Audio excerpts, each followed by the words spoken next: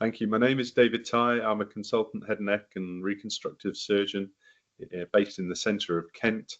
I've been working for approaching 10 years in that role. I lead the head and neck and reconstructive service for the maxillofacial unit there.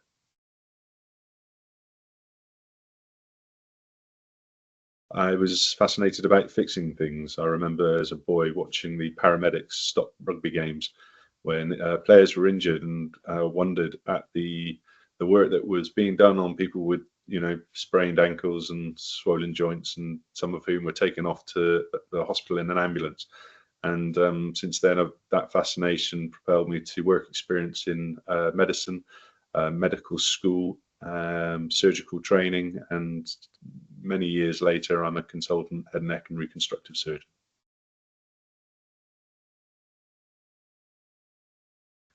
I think it's the craft element of the specialty.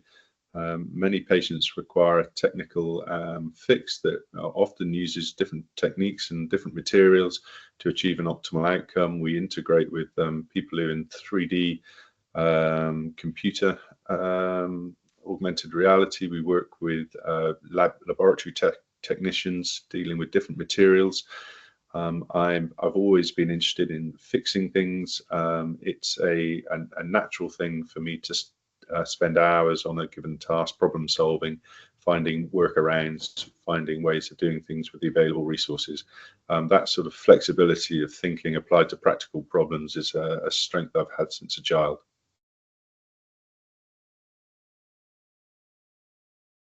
It's a mix of the satisfaction of a job well done when things work and go well. The management of complications is a subspecialty interest of mine. I am one of the clinical leads of a national program reporting adverse outcomes in my specialty. I try to understand these things in their depth and draw meaningful conclusions about the frequency and severity of complications where they occur, not just in our unit, but in every unit in the UK is my ambition. And that's the ambition of the QOMS maxillofacial audit. The patients are various. I see patients of all ages, from babies to octogenarians. I love the continuity of some of my cancer patients' care journeys, and I love the quick turnaround of many of my patients who present with singular issues or in A&E with traumas that once fixed allow them to be discharged back to a healthy lifestyle. I think the variety and the mix of the mundane and the complex is what keeps me fascinated with maxillofacial surgery. In patient-reported feedback, one of the more consistent messages is I'm empathic, I'm clear, and I'm responsive. When patients have concerns or want uncertainty assuaged, where I can, I will lay out the journey for them in terms they can understand and in terms that they can rally themselves and their families to. I'm, I think, very good at including families in where appropriate in their patient's journey. Cancer patients are often under my follow-up for many years, and something more than just professional relationship develops in that context.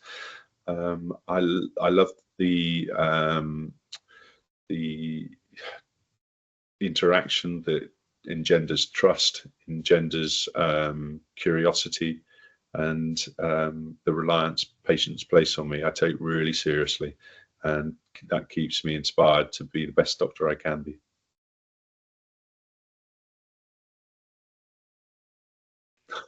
Other than being fixated with how to fix things, every problem is a new problem and requires a new solution.